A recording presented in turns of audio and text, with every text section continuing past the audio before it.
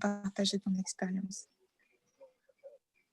Je vous en prie. Merci beaucoup. Bonjour Rosemary et bonjour à tous les participants et à toutes les participantes. Bonjour. Bonjour à ma fille qui essaye de prendre le contrôle de l'ordinateur de son oncle à Paris. Voilà, donc c'est un plaisir. Oui. Donc c'est un plaisir d'avoir cet instant de partage avec vous. Ça ne va pas être une conférence inaugurale ou voilà, c'est juste un moment d'échange et qui a marché, qui ne sera pas forcément ce que tout un chacun de vous devra faire pour obtenir les mêmes résultats, voire plus. Parce que je crois fondamentalement, en tant qu'Africain, je crois au destin, et puis en tant que croyant, je crois aussi à la grâce de Dieu dans la vie de tout un chacun, et pour couronner les efforts que tout un chacun déploie pour changer sa situation, pour réaliser ses rêves.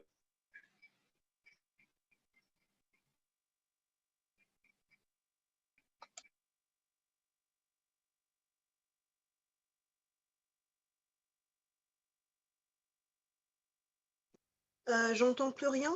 Je suis la seule. Non, non, nous non plus. Moi non plus.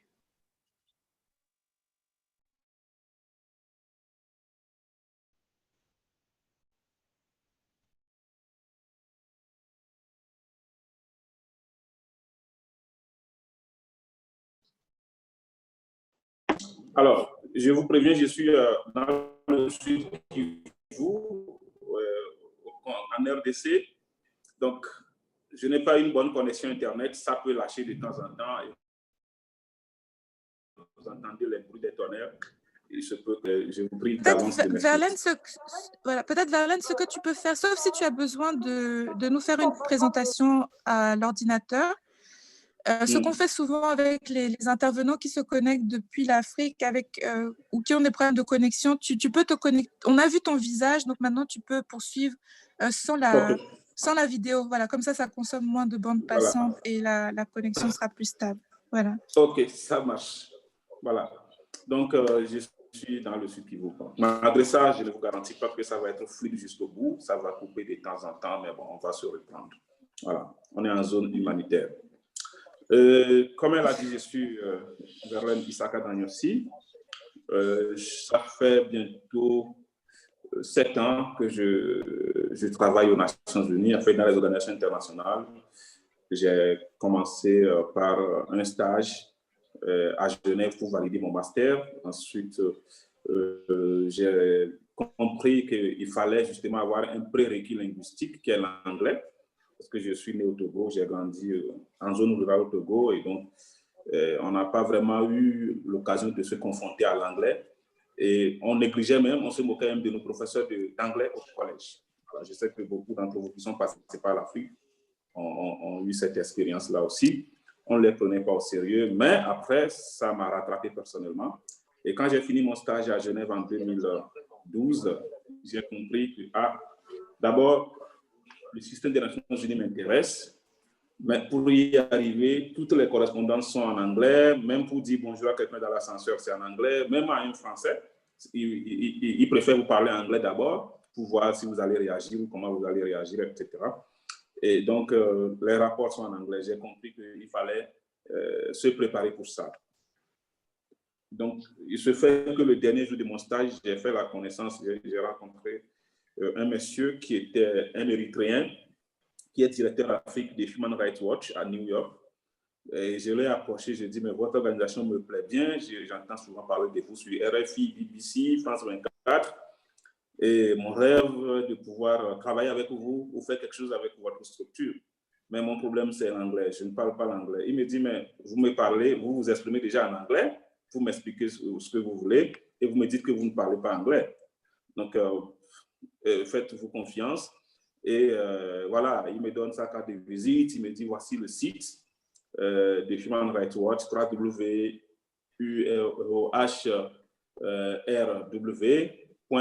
Il me dit, tu vas dessus, tu vas chercher la rubrique carrière, tu vas trouver les postes vacants et stagiaires. et tu vas postuler, et puis voilà, tu as un bon profil. Bref, je l'ai fait, ça a marché. C'était l'étape de préparation, parce qu'en toute chose, il faut se préparer. Au-delà des diplômes, au-delà des expériences qu'on peut ramasser, il y a des astuces qu'il faut avoir, il y a des prédispositions qu'il faut avoir. Donc, moi, je suis allé, alors ils m'ont dit, mais le stage à New York ne va pas être payant et en aucun cas, votre voyage ne sera subventionné par l'organisation Human Rights Watch. C'est vous-même qui allez travailler, qui allez rassembler les moyens pour. J'ai dit, OK, je vais le faire, mais donnez-moi 9 mois pour travailler, faire mon job d'étudiant en France pour pouvoir partir. Alors, j'ai pris 9 mois où je travaillais à Monoprix, des fois à Galerie Lafayette, comme agent de sécurité. Donc, j'avais expliqué à mon employeur que, étant étudiant en France, je n'ai pas le droit de travailler en plein temps, c'est vrai. Mais ça, c'est une règle qui s'applique sur toute l'année. Et vu que je vais rester en France l'année-là, pour 7 mois et partir à l'étranger pour mon stage, je voulais cumuler mes 900 heures en 6 mois, si possible. Et donc, on me mettait le plein temps. Voilà, j'ai bossé, j'ai rassemblé les moyens pour payer le visa, l'hébergement. J'ai négocié avec un compatriote qui était sur place là-bas. Et voilà, les frais d'avion, les frais de vie là-bas et tout. Donc, j'ai pu rassembler les moyens, bref, avec ce boulot de merde, comme on dit entre griffes, pour pouvoir partir. Arrivé là-bas, j'ai fait 4 mois à New York. Ça a été une très belle plongée linguistique. Et je peux vous dire que quand je suis sorti au bout de 4 mois, mon niveau d'anglais a largement évolué. Je pouvais écrire mes CV en anglais, mes lettres de motivation en anglais, converser en anglais, américain en plus, et pouvoir me mettre en position de compétir pour des postes. Donc, dès mon retour de là, j'avais postulé puisque j'ai découvert aussi beaucoup d'astuces dans le système, notamment les différentes portes d'entrée. Vous allez voir que j'anticipe déjà sur certaines questions qui vont être posées, en fait. C'est pourquoi je prends le temps de vous donner tous ces détails. Donc, j'ai été briefé sur les différentes portes d'entrée. Il y a, par exemple, le volontariat international, qui est différent du bénévolat. C'est bien payé. C'est plus payé que les postes de cadre en France, par exemple. Et donc, après le stage, il y a le volontariat international. Après le volontariat international, il y a les grades de débutant, professionnel niveau 2, professionnel niveau 3, professionnel niveau 4, secrétariat général. Alors, du coup, on m'a montré comment on peut faire pour postuler à des postes de volontaires, United Nations Volunteer, UNV comme on l'appelle, certains d'entre vous en ont entendu parler. Et lorsque j'ai soumis ma candidature, en mettant mes expériences de Human Rights Watch, New York, département de la justice pénale internationale, expérience de droits de l'homme à Genève, département Afrique du bureau du Haut-Commissaire des Nations Unies aux droits de l'homme, et les postes sur lesquels j'avais jonglé au Togo avant d'aller en France à l'époque. Après mes études, j'ai été notamment journaliste sur un quotidien, et puis bon, j'assistais à une ONG locale au Togo qu'on appelle le CACIT, etc. Donc, quand j'ai rassemblé tout cela, j'ai été contacté au bout d'un mois, après avoir déposé ma candidature sur le site. J'ai été contacté pour un poste en Guinée-Conakry. C'était en pleine crise d'Ebola. Et on m'a interviewé, mais ça n'avait pas marché parce que les concurrents étaient plus costauds que moi. Et le jour où on me notifiait que vous n'avez pas été retenu, on m'a proposé un autre poste, cette fois-ci en Centrafrique, comme chargé des droits de l'homme, spécialiste des questions des droits de l'homme. À Bangui, c'était en pleine guerre en 2013. Lorsque j'ai rapidement accepté que oui, je suis disponible, ils m'ont organisé l'interview 3 semaines plus tard. Et quand c'est pour toi, en fait. Donc, on a commencé l'interview à peine 15 minutes. Le chef du panel a dit, monsieur, nous sommes impressionnés par votre maîtrise de la situation des droits de l'homme et de la situation politique en République centrafricaine. On va vous recontacter, ce n'est pas la peine de vous perdre du temps et on va informer d'autres candidats que ça va. On a déjà trouvé le bon candidat qu'on veut. Et c'est comme ça, et voilà, sur une note d'espoir, j'avais fini cette interview et j'ai été effectivement confirmé sur le poste très rapidement par le siège des volontaires du programme des volontaires des Nations Unies à Bonn, en Allemagne. Ils m'ont dit, voilà, vous avez été retenu pour le poste, voici les instructions à suivre pour pouvoir arriver en République centrafricaine, les procédures de visa, etc., etc. Voilà, je suis arrivé à Bangui. Il fallait avoir le courage parce que Moi, je viens d'un pays qui n'a jamais connu la guerre en tant que telle, en fait, au sens classique du terme. J'arrive en République centrafricaine un 24 février 2014. Et une fois qu'on m'a... Déjà à l'aéroport, je voyais beaucoup de huttes, en fait, des maisons de fortune, des bâches du HCR, Programme alimentaire mondial, UNICEF, qui servaient de toiture pour les maisons qu'habitaient les enfants, les parents, les femmes enceintes, etc. Et donc, selon le HCR à l'époque, il y avait au moins 3000 personnes qui ont réfugiées autour de l'aéroport de Bangui, fuyant la guerre dans les quartiers, voilà, de la capitale. Parce que l'aéroport est un peu en retrait de la capitale. Et déjà, j'avais commencé par avoir la chair poule. J'ai compris que, bon, c'est vrai, on voulait le prestige des Nations Unies, mais ce n'est pas ce qu'on croyait, c'est la coexistence, c'est la capacité psychologique à côtoyer le drame, à vivre la détresse tous les jours avec des populations, avec des personnes vulnérables, des victimes, avoir des images très complexes et qui vous hantent, des fois même quand vous êtes seul. Et voilà, vous pouvez être confronté même aux questions de traumatisme, etc. Donc, moi, ça, c'est ma porte d'entrée. Mais il y a d'autres portes d'entrée qui ne vous exposent pas à des situations de personnes vulnérables, de personnes en guerre, de personnes en détresse. Alors, donc, je suis arrivé. Maintenant, on m'a conduit dans une voiture blindée pour arriver au camp de la MINUSCA. Au quartier général, j'entends des coups de feu. En fait, j'entends des coups de pétard, comme on fait chez nous dans les villages en période de Noël. Et lorsque ça s'enchaînait, c'était des tirs nourris, en fait, des coups de pétard nourris. Je me suis dit, mais pourquoi est-ce qu'on permet aux enfants de jouer au pétard dans un pays qui est en crise? Ça me fait peur, là. Alors, il y avait un collègue, un centrafricain, qui travaillait au département des finances à l'époque, qui m'a dit, mais monsieur, vous venez d'arriver? J'ai dit oui. Il dit, ah, je comprends. Vous n'avez jamais vécu la guerre? Je dis non. Il me dit, c'est les coups de feu, ça, c'est des balles réelles qui tirent comme ça autour du camp de la MINUSCA. Donc, c'est sur des êtres humains qu'on tire comme ça. Et voilà, on entendait des cris de malheur, des cris, voilà, de détresse à chaque coup de feu.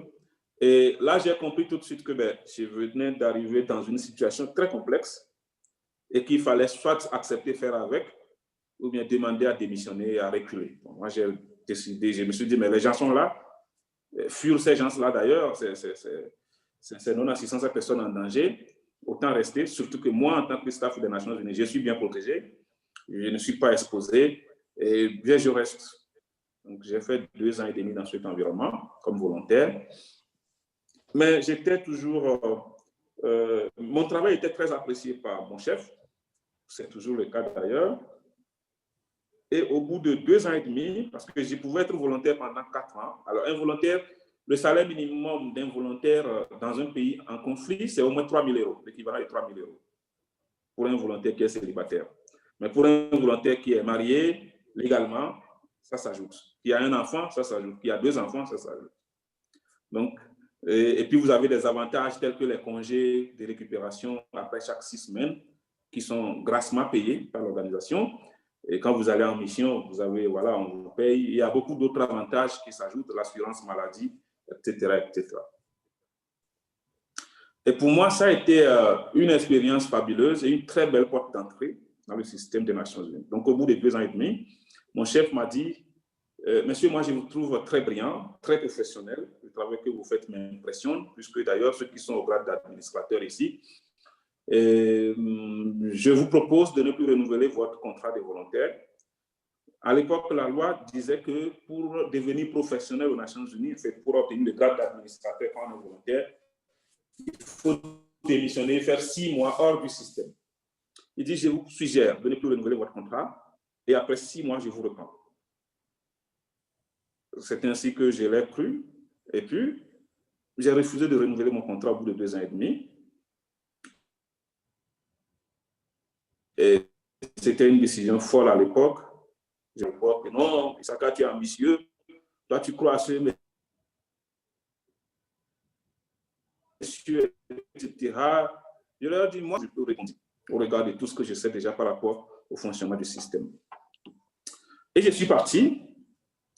Je suis parti à Lyon, j'ai retrouvé ma petite famille. qui me manquait aussi, même si je revenais chaque 6 semaines. Et j'ai fait à peine 2 mois de chômage. Bon, pas de chômage, 2 mois sans emploi aux Nations Unies. Et j'avais postulé entre-temps à un poste professionnel niveau 2 à Genève, au département de l'État de droit et de la démocratie, et aux Nations Unies. Et puis, mon superviseur en Centrafrique m'envoie un mail. Il me dit, ah, mon frère, il y a quelque chose qui t'attend à Genève. On vient de me contacter pour savoir comment tu es, quel est ton comportement, comment tu travailles. Et voici ce que j'ai écrit, c'est la vérité. J'ai dit, tu es un excellent collègue, tu travailles très bien, tu respectes les gens, tu es honnête, intègre, etc., etc. Donc, bref, tout ce qu'il fallait pour que je puisse être retenu. Et alors, c'est comme ça que les ressources de Genève m'ont contacté pour improviser une interview. Ah, je me rends compte que ce n'est pas seulement ma fille qui est là. Il y a deux. Là-bas, on ira. D'accord, on va pas aller là-bas. Voilà. Donc, on m'a improvisé rapidement une interview qui s'est très bien passée. Et on m'a retenu pour commencer par travailler à Genève. Et voilà. Et donc, la différence entre le salaire d'un professionnel et d'un volontaire, c'est énorme. Le professionnel peut prendre jusqu'à 4 fois le salaire d'un volontaire alors que c'est le même travail qu'ils font. Donc, c'est une question de grade tout simplement. Ça n'a rien d'extraordinaire. Alors, donc, arrivé à Genève, j'ai commencé. Et au bout de 4 mois, moi, je suis d'habitude quelqu'un d'ouvert, de très ouvert. J'ai beaucoup d'amis sur Facebook, y compris certains patrons que je ne connais pas, etc. Donc, j'ai échangé avec, à l'époque, le directeur de la division des droits de l'homme de l'aménagement. Je lui ai écrit, on ne se connaissait pas. J'ai dit, bon, voilà, moi, je m'appelle Nathan, je suis en poste à Genève. Je vois que vous venez souvent à Genève. À l'occasion, si vous venez, on peut prendre un café. Il m'a dit, très bien. Vous vous appelez comment? Il dit, ah, vous avez fait en Centrafrique? Oui, mon collègue de là m'avait parlé de vous positivement. OK, quand je viens, on va se voir. Donc, il vient à Genève 3 semaines après notre conversation. Et on prend le café. Il me dit, tu fais quoi ici? Je lui explique. Il me dit, mais tu es plus intelligent que ça. Tu ne peux pas être au niveau 2. Il faut que tu passes au niveau 3. Et si tu acceptes, je vais t'envoyer au Nord Mali, au niveau 3. Et spontanément, comme ça, j'ai dit, il dit, oui, mais si tu es à Genève, ici, tu vas pourrir, voilà, pour faire du petit boulot pour... alors que tu mérites plus que ça, tu peux être un chef.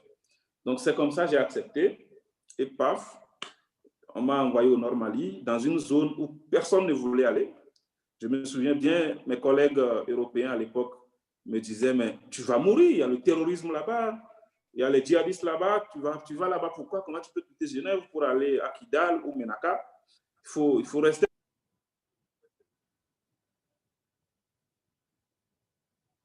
En zone rurale. Et le Mali, c'est à 2 heures de vol de Lomé. Et si je peux être utile à l'Afrique, je préfère retourner en Afrique.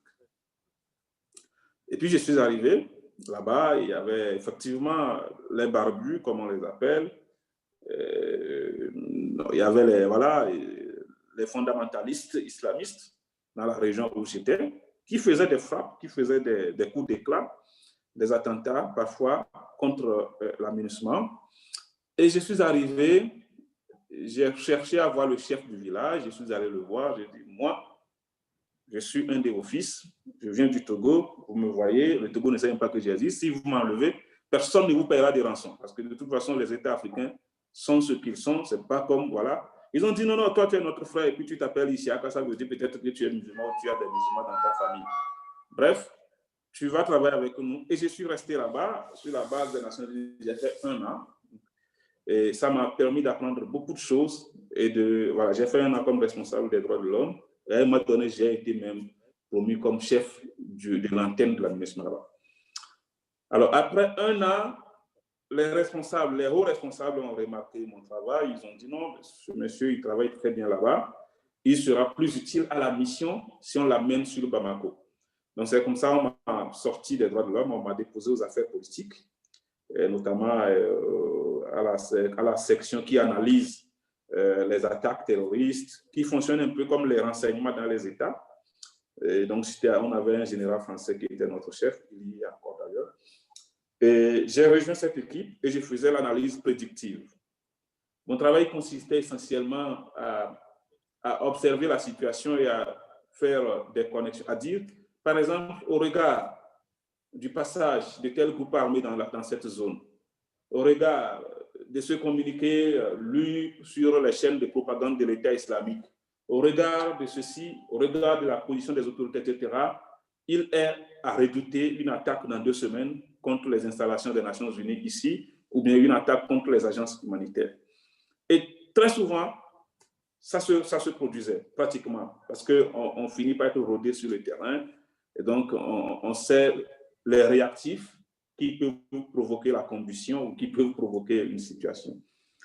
Et ça, c'est quelque chose que vous apprenez sur le terrain et non à l'université forcément, même s'il faut avoir un bon sens de jugement.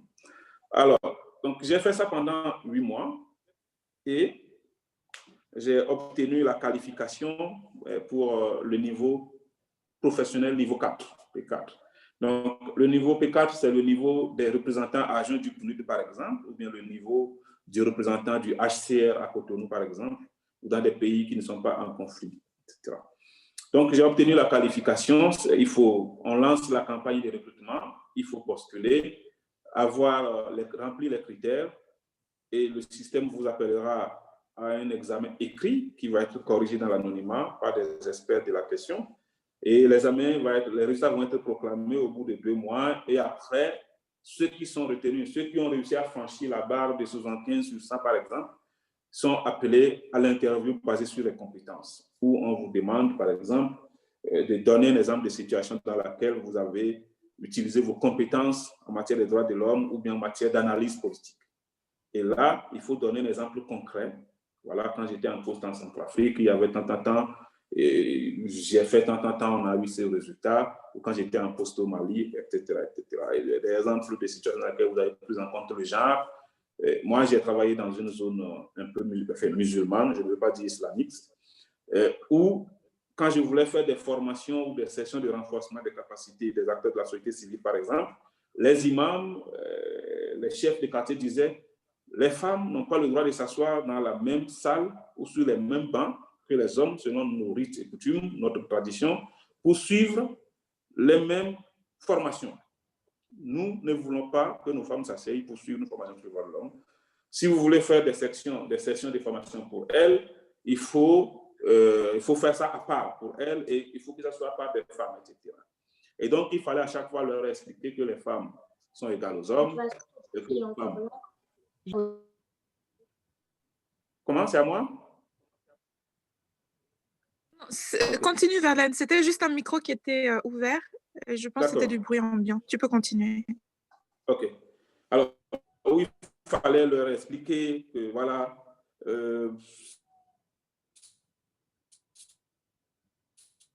c'est ce que vous dites, mais selon les Nations Unies, les femmes peuvent faire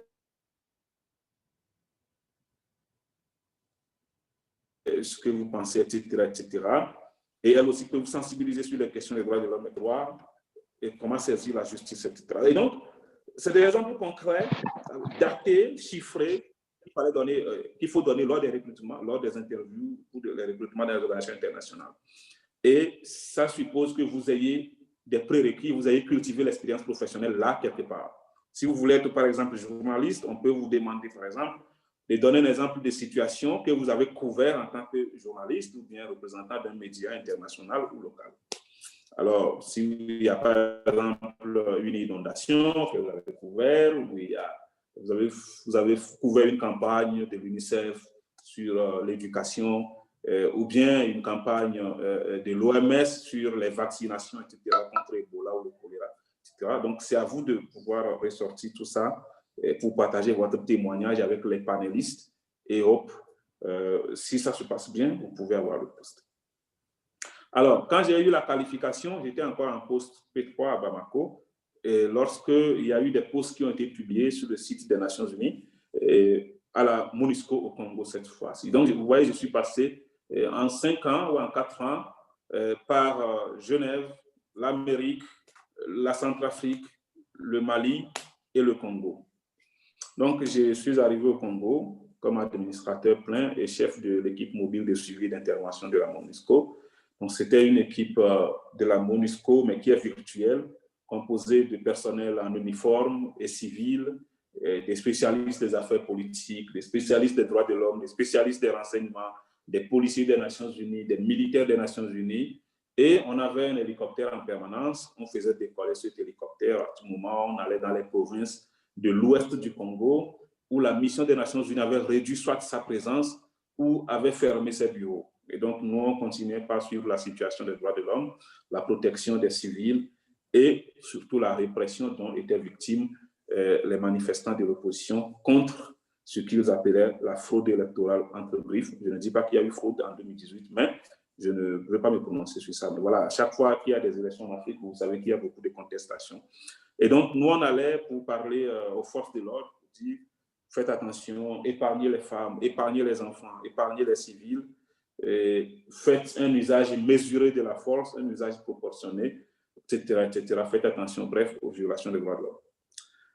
Et après ça, voilà, j'ai été promu chef de bureau adjoint de la MONUSCO pour une province minière qu'on appelle le Tanganyika. C'est la province d'origine des Kabila. Après, on m'a amené sur Ebola dans la zone de Beni-Butembo. Parce que quand il y avait Ebola dans le Nord Kivu l'année dernière, il y avait beaucoup de résistance communautaire. On le voit aujourd'hui avec le cas du Covid. Quand des femmes perdent leur mari ou les enfants perdent leur papa, et on leur dit, vous n'avez pas le droit de voir le corps, vous n'irez pas au cimetière, c'est l'armée ou la police qui fait l'enterrement, digne et sécurisé, et après vous pouvez aller voir la tombe de votre père. Donc les gens n'acceptent pas. En Afrique, quand on perd un être cher, déjà quand l'être cher est à l'hôpital, on reste avec lui à l'hôpital, on prie, on lui apporte à manger, etc. Au temps d'Ebola, on disait aux gens, vous n'avez plus droit à rien, vous attendez seulement si votre membre de famille revient vivant, il est revenu. S'il n'est pas revenu, ben, il n'est pas revenu. Il sera enterré, on écrira son nom sur une tombe. Et donc, les communautés rurales traditionnelles, au niveau de la province dite de l'Ituri, du Sud Kivu, du Nord Kivu, n'ont pas accepté ça. Et au point où ils ont tué un médecin international camerounais de l'OMS. Et donc, c'est suite à ça que moi, on m'a désigné pour aller parler à ces communautés, les sensibiliser, les convaincre qu'il faut accepter les exigences d'Ebola au lieu de périr nous tous. Et ça n'a pas été une mission facile, mais je l'ai fait. Et ce succès a fait qu'on m'a nommé maintenant chef de bureau plein de la MONUSCO pour le territoire d'Uvira. Uvira, c'est sur la frontière entre le Congo et le Burundi. C'est à 15 minutes de Bujumbura. Donc, si quelqu'un d'entre vous passe par Bujumbura, ça me ferait plaisir de l'inviter à Uvira ou d'aller le voir pour déjeuner dans un hôtel à Bujumbura. Voilà, donc c'est un peu ça. Vous aurez vu complètement que les prérequis, c'est d'abord les études. Faites au moins une licence, sinon un master. Le doctorat, ce n'est pas une obligation pour avoir un poste aux Nations Unies, sauf si vous voulez postuler à des postes de médecin. Alors, faites les études, essayez d'être bilingue, donnez-vous les moyens pour le faire. Pour ceux qui vivent en Europe, je pense qu'il n'y a pas beaucoup de problèmes. À côté de l'Angleterre, voilà, il y a beaucoup de pays, et puis les programmes d'échange, Erasmus, etc. Et pour ceux qui sont en Afrique aussi, si on a la volonté, on peut rentrer au Nigeria, hein, on peut rentrer au Ghana à côté, ou on peut aller en Tanzanie, on peut aller en Afrique du Sud, etc. etc. On n'a pas besoin d'avoir de gros moyens pour commencer par poser les pas qui vont nous amener à atteindre les objectifs que nous nous fixons dans la vie. Voilà. Et une fois qu'on a rempli le critère académique, qui sont les études universitaires, dans des universités reconnues, il ne faut pas choisir la facilité. Beaucoup de gens préfèrent fuir les universités publiques en Afrique pour aller vers les BTS parce qu'ils sont nés des familles aisées. Et puis, ou un fondateur d'une école de BTS qui fait le malin, qui fait la pub sur la télévision togolaise ou béninoise, que ouais, je suis reconnu, école internationale, ceci, cela, mais qui n'est pas reconnu par l'UNESCO comme institution de formation. Quand vous avez un diplôme là-bas, c'est nul. Alors qu'à côté, il y a l'université de Lomé, l'université d'Abomey-Calavi, l'université d'Abuja, d'Abidjan, je ne sais pas. Il faut mieux aller dans les universités publiques quand vous le pouvez. Mais si vous voulez choisir le privé, surtout en Afrique, faites attention pour ne pas vous faire avoir pour rien. Il faut avoir des diplômes qui vous valorisent à l'international. Et donc, ensuite, quand vous finissez, n'attendez pas forcément de commencer gros, par un gros poste, où vous allez gagner beaucoup d'argent dans les médias. Je peux vous dire, j'avais survolé un peu mon expérience journalistique. Quand j'ai commencé, mon salaire, c'était 20 000 francs par mois. Donc, environ 20 000 francs par mois, ça fait combien? Francs CFA. Ça fait à peu près 40 euros. par mois. 20 euros. Et on me demandait si je voulais être payé 10 000 par 2 semaines ou bien si je voulais attendre la fin du mois pour avoir les 40 euros. Je disais non, je préfère qu'on divise ça par 2 et que je puisse payer le carburant et mon déplacement. Voilà. Et aujourd'hui, on n'est plus à ça près. Mais c'est important aussi de commencer petit pour arriver au sommet de l'escalier. C'est ce que je voulais passer aussi comme message. Je sais que beaucoup d'entre vous vont maintenant poser des questions techniques, telles que voilà, quels sont les sites de recrutement.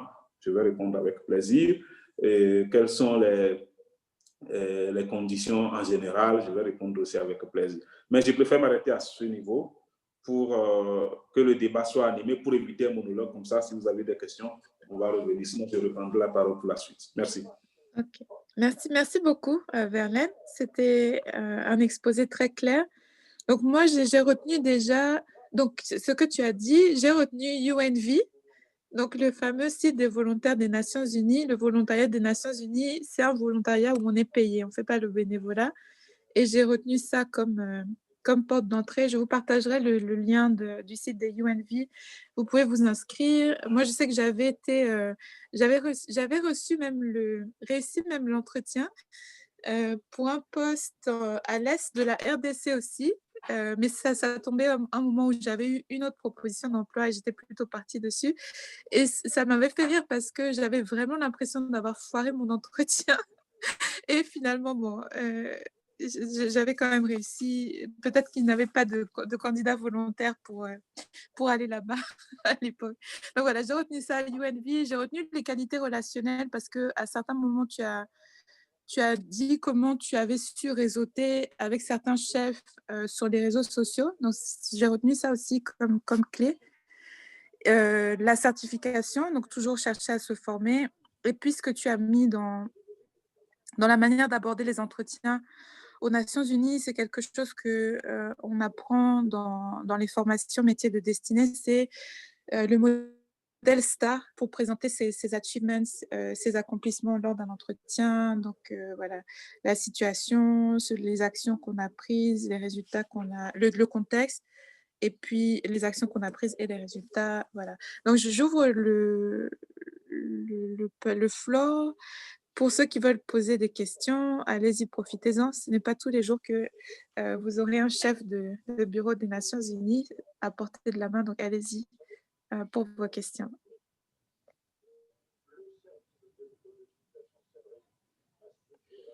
Ne faites pas les timides. En plus, profitez-en parce que Verlaine a il a une autre réunion Zoom juste après. Donc, vraiment, allez-y. Moi, je vais jetez-vous à commencer.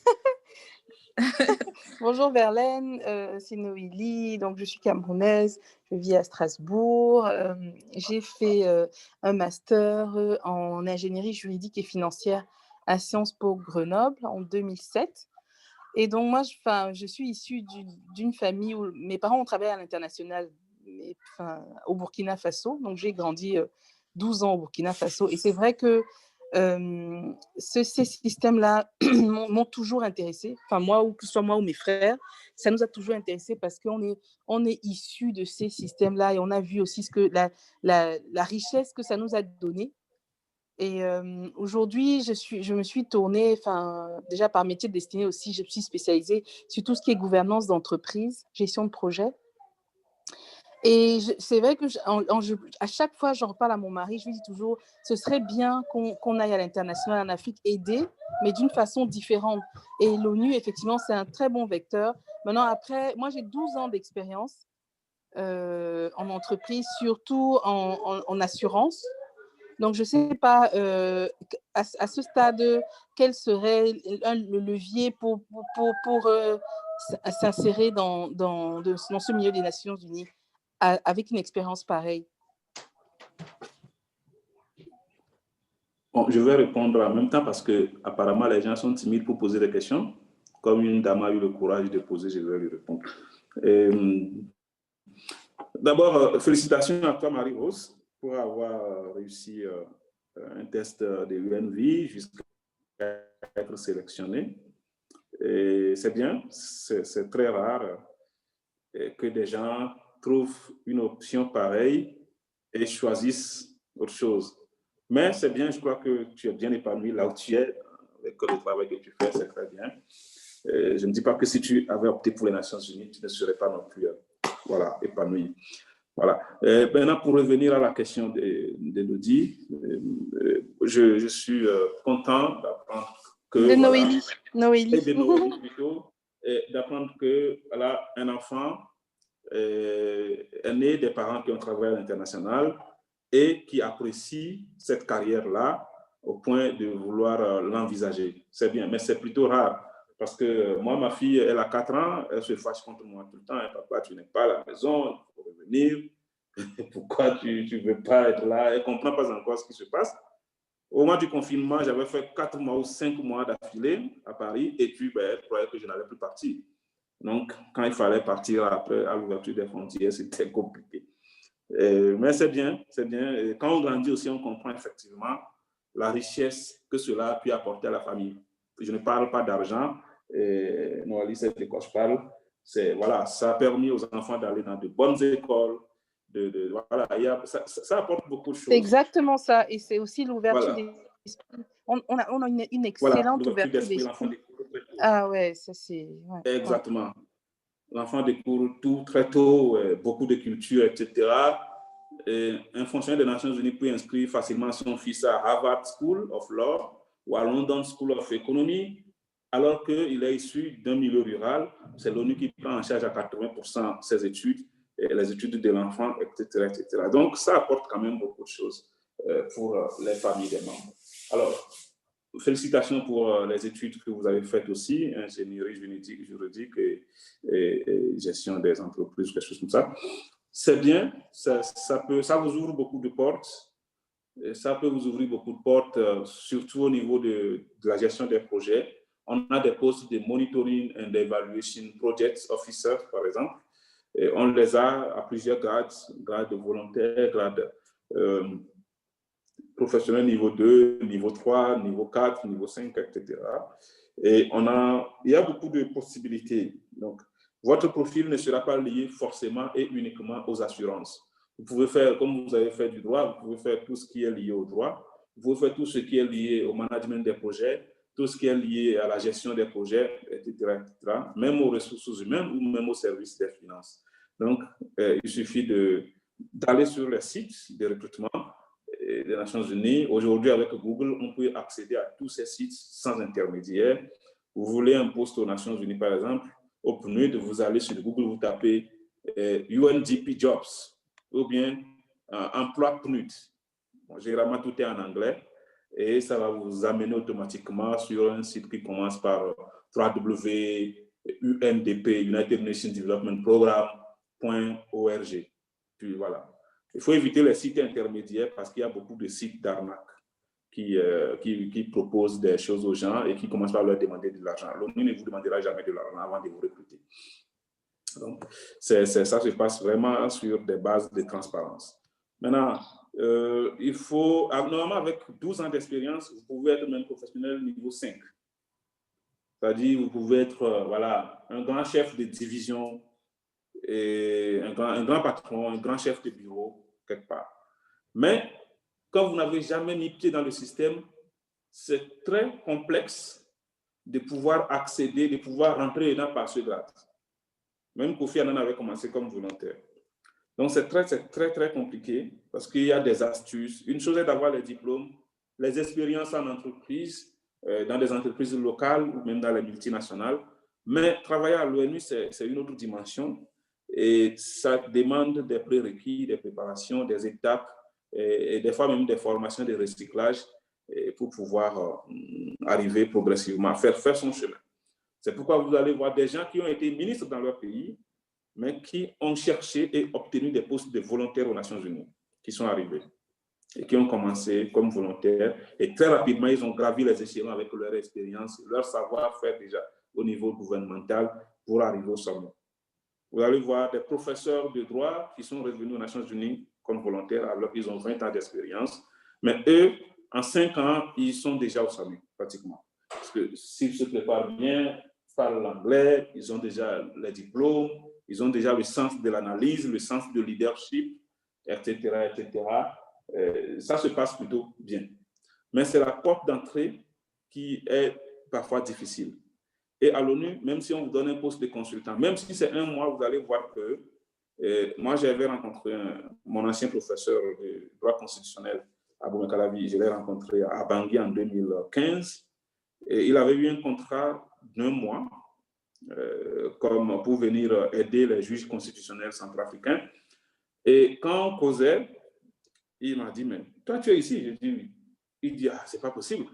J'ai dit, comment ça? Il dit, mais comment tu as fait? Moi, il dit, moi, avec mon titre de professeur agrégé, professeur titulaire, directeur de plusieurs masters où les étudiants payent 600 000 par an, etc. Je me rends compte que ce qu'on me paye ici en 1 mois, c'est 6 mois de salaire cumulé à Cotonou. Et j'avais ri. Mais ça lui a permis justement de continuer par faire des va-et-vient, de se prévaloir de ce début d'expérience et de revenir fréquemment sur des postes de consultance dans le système, par exemple. Donc, à l'ONU, il n'y a pas de petits postes. Il n'y a pas de petits postes. Moi, j'encourage beaucoup de jeunes à postuler à des postes de stagiaires pour avoir une expérience. Et à ceux qui ont déjà l'expérience, je les encourage à développer les capacités linguistiques. Je sais qu'un Cameroun n'a pas de problème d'anglais parce que c'est un pays bilingue. Et voilà. Et à soumettre les candidatures.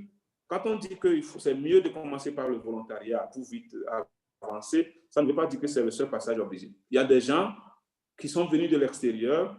Il y a quelqu'un, par exemple, que je connais qui est venu de la Croix-Rouge et qui est rentré au grade de professionnel niveau 5, P5. C'est des cas très rares, mais ça arrive aussi. Ça arrive aussi. Donc, il faut... voilà, je vois Rosemary qui envoie déjà les sites de recrutement, c'est bien. Donc, il y a ce qu'on appelle aussi, pour les professionnels, vous allez sur Google, vous tapez uncarrière.org, ou bien vous allez sur Google, vous tapez Inspira. Vous allez trouver un site qui va s'appeler, ça va vous proposer, c'est l'unique site de recrutement des Nations Unies. Et là, vous trouvez toute une variété de vacances de postes. Vous pouvez trouver jusqu'à 1000 vacances de postes. Et il y a des postes tous les jours qui sont publiés. Et il y a des vacances de postes externes, c'est-à-dire n'importe qui peut postuler, et des vacances de postes qui sont externes. Et ça, c'est ceux qui sont à l'interne qui postulent pour gravir les échelons. Et pareil pour le site du PAM. Vous voulez aller sur le site du PAM, Programme alimentaire mondial. Voilà, Rosemary vient d'envoyer ça.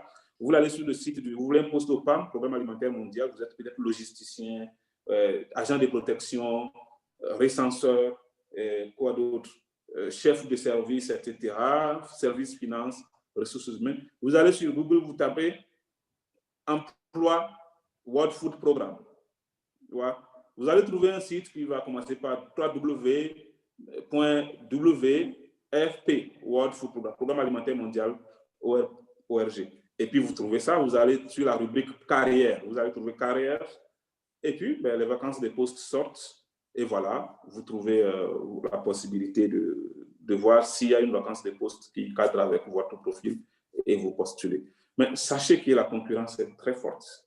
Aujourd'hui, avec la crise économique en Occident, il y a beaucoup d'Occidentaux qui postulent. Et comme leur pays contribue plus au budget de fonctionnement des agences des Nations Unies que les nôtres en Afrique, ils sont prioritaires parfois. Ils sont prioritaires parfois. Il faut aussi. Alors, voilà, vous avez les liens dans le chat. Je vous signale aussi que les Nations Unies... Partager avec vous. Je vous signale aussi que les Nations Unies publient toutes leurs offres de postes sur LinkedIn. Ceux qui sont sur LinkedIn, vous pouvez juste vous créer une alerte pour recevoir les ouvertures de postes aux Nations Unies et, voilà, et éviter les sites des pirates. Je vois une main levée de Agathe. Agathe Tou, tu peux poser ta question. Allô, bonjour Rosemary, bonjour Monsieur Verlet. Merci pour l'occasion que vous nous offrez. Merci pour tout ce que vous venez de dire. C'est très instructif pour nous qui ne connaissons pas particulièrement le milieu. Mais moi, je voudrais demander si c'est encore possible pour moi, parce que j'ai 42 ans. C'est vrai, j'ai une maîtrise en anglais à l'université d'Abomey-Calavi. Donc, je vois que j'ai fait la même université que M. Vermel. Mais moi, je ne suis pas juriste ni journaliste. Je vois que c'est beaucoup plus ces postes-là, peut-être pour les Nations Unies. Mais moi, j'ai fait la représentation pharmaceutique pour des laboratoires de médicaments et d'équipements médicaux depuis 20 ans. Donc, la seule, comment je vais dire, le seul atout que j'ai beaucoup plus aujourd'hui, c'est le linguistique, donc l'anglais. Et je voudrais savoir si c'est possible dans ces institutions, avec toutes les dérivés, que ce soit UNICEF, donc un peu plus santé et tout, est-ce que je peux postuler à des postes? Et si oui, comment, sur quel site, les stratégies pour y entrer, comme M. Verlaine le dit, parce que je comprends que c'est question de stratégie, de connaissance au départ, et après le reste suit, même s'il faut pour entrer par un volontariat, comme vous le dites. Parce que je sais qu'il y a beaucoup de bénéfices derrière, comme il le dit, les enfants qui font de grandes écoles. J'en ai connu aussi. Il y a une institution qu'on appelle PNLP, c'est-à-dire Programme national de lutte contre le paludisme, voilà, qui se rapporte un peu à mon bureau. Mais c'est souvent les médecins ou les pharmaciens qui sont à ces postes et tout, et avec toutes les opportunités que cela donne. Merci. Alors, juste pour dire, je ne sais pas si tu étais là, comme Verlaine l'a précisé, les volontariats des Nations Unies, ce n'est pas le bénévolat, c'est des postes, c'est payé. Le minimum, le salaire de base, je crois que c'est $2000. Et après, tu as plus les frais de vie sur place, tu as les frais, enfin, tu as toutes sortes de frais et d'avantages, tu as les billets retour dans ton pays, etc., etc. Tu travailles, tu n'es pas payé, c'est payé. Voilà. C'est payé. D'accord. Okay. Merci beaucoup pour le complément. D'emblée, je vais dire qu'il n'y a pas d'âge limite pratiquement pour être volontaire, dans la mesure où je connais des gens qui ont été représentants résidents du PNUD et à la retraite, qui sont revenus dans le système comme volontaires parce qu'ils ne veulent pas s'ennuyer à la maison et ils gagnent de l'argent. Alors, le poste de volontaire, effectivement, comme le dit Marie-Rose, ce n'est pas un poste de bénévole. C'est les stagiaires qui sont bénévoles. Donc, volontaire, vous avez en moyenne 1 million de nos francs CFA. Et sinon, vous pouvez aller jusqu'à 2 millions, c'est-à-dire $4000 par mois. Si vous êtes dans un pays en crise, par exemple, où la famille n'a pas le droit de venir, non seulement vous payez beaucoup de primes, de risques, etc., vous payez beaucoup de primes de risques, etc., les frais d'avion, les frais de congé et tout. Vous pouvez vous retrouver avec $4000 par mois et en allant régulièrement voir votre famille, etc. Donc, il y a beaucoup d'autres avantages qui s'ajoutent à la chose. Et ensuite, donc, quand je dis qu'il n'y a pas de conditions d'âge, je connais beaucoup de retraités, j'ai beaucoup de collègues retraités qui reviennent comme volontaires. Parce que pour les retraités, ils ne peuvent plus être pris sur un poste normal. On les prend soit comme consultants, soit comme volontaires internationaux. Donc, 42 ans ou 45 ans, ce n'est pas du tout un handicap. La deuxième chose à savoir, c'est que tout le monde a sa place, même jusqu'aux menuisiers, jusqu'aux mécaniciens, jusqu'aux électriciens, ingénieurs, agronomes. Il y a le Fonds international de développement agricole, FIDA par exemple. Il y a le FMI pour ceux qui ont fait l'économie, les finances, mais pas seulement la Banque mondiale, etc. Et pour ceux qui ont fait même du droit, hydraulique et villageoise, il y a tout le monde qu'on trouve et qui a sa place, les gens qui ont fait géographie, qui sont des chefs, etc. Donc, il ne faut pas tomber dans le complexe aussi de la formation universitaire. Cependant, il faut savoir ce qu'on veut, ce qu'on souhaiterait être et aussi essayer de se prédisposer à ça. Si vous voulez un poste, par exemple, à l'UNICEF ou à l'OMS, il faut savoir qu'il vous faudra probablement, à défaut d'être médecin ou docteur, il vous faudra probablement un master en santé publique ou en gestion épidémiologiste ou un truc comme ça. Il y a beaucoup d'universités africaines offrent ces formations que les gens ne comprennent pas. Beaucoup ne choisissent pas ça parce qu'ils ne savent pas ce qu'ils vont faire avec. Mais aujourd'hui, un master en santé publique avec les temps des épidémies qui courent, vous ne pouvez plus chômer. Faites un master en santé publique, par exemple.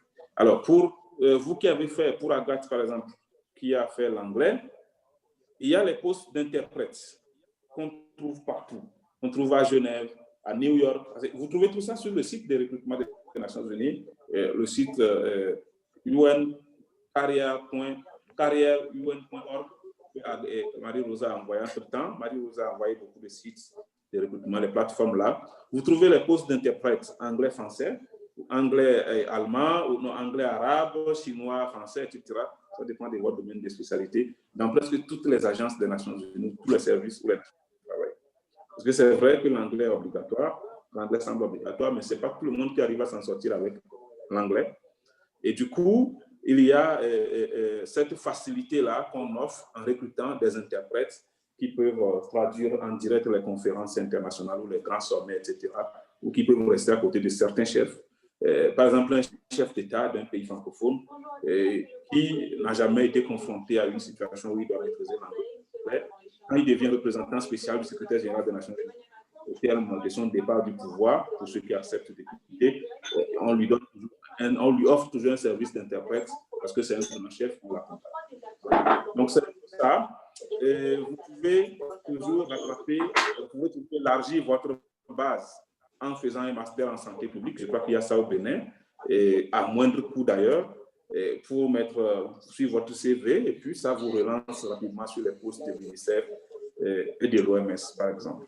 Mais pour les interprètes, il y en a partout, dans toutes les agences.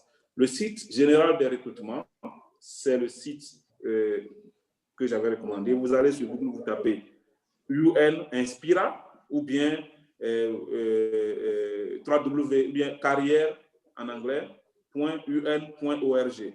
Et puis vous allez trouver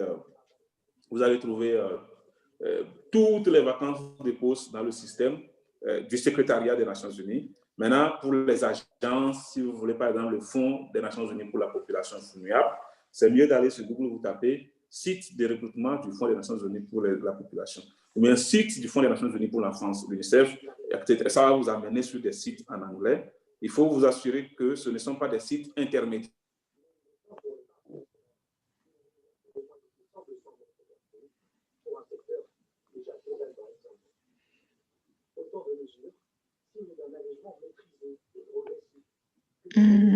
Allô?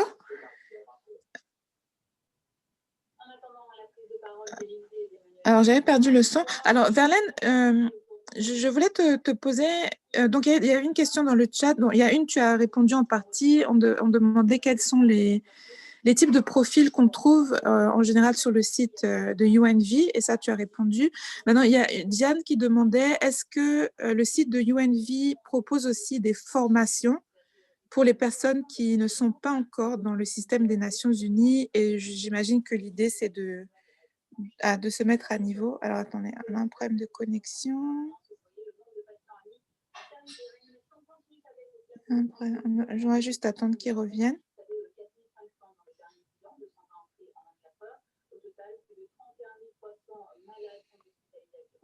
On va attendre qu'il se reconnecte. Voilà. Et puis, je crois qu'il avait une autre réunion aussi qui commence maintenant. Donc, ce sera la dernière question et puis on va le libérer. Voilà, Verlaine, je vois que tu es de retour. Je sais que tu as une autre réunion juste derrière, donc on va te libérer. Je te pose une dernière question. La première, tu as répondu en partie. Quels sont les types de profils les plus courants sur UNV? Il vous a expliqué qu'il y a un peu tous les profils. Il y a des chauffeurs, il y a tous les métiers. On a besoin de tous les métiers. Maintenant, l'autre question, c'était est-ce que sur le site de UNV, on peut trouver des formations pour les personnes qui ne sont pas encore dans le système, mais qui auraient besoin peut-être d'une mise à niveau? Est-ce que UNV offre ça? Non, ce n'est pas un site de formation, justement. Par contre, une fois que vous êtes dans le système, une fois que vous grouillez jusqu'à mettre le pied dans le système, vous avez droit à des formations. Donc, on vous finance des formations. Vous pouvez aller en Israël, aux États-Unis, faire 5 jours de formation et c'est pris en charge. C'est considéré comme vous allez en mission, vous avez des frais de mission pour ça. Et la formation aussi est prise en charge. Donc, il y a beaucoup de nos collègues qui font ça, qui bénéficient de ça chaque année. Et vous pouvez être UNV pendant 4 ans. Avant, c'était pendant 8 ans. En 2016, c'est devenu 4 ans. Et en 2014, c'était 6 ans. Maintenant, c'est devenu 4 ans. Et le système de UNV a compris qu'il y a beaucoup de jeunes aussi, des jeunes de 21 ans, de 19 ans, qui ont fini les études et qui se cherchent, qui veulent avoir une première expérience. Donc, ils n'exigent plus maintenant l'expérience professionnelle forcément, même si vous avez fini l'université.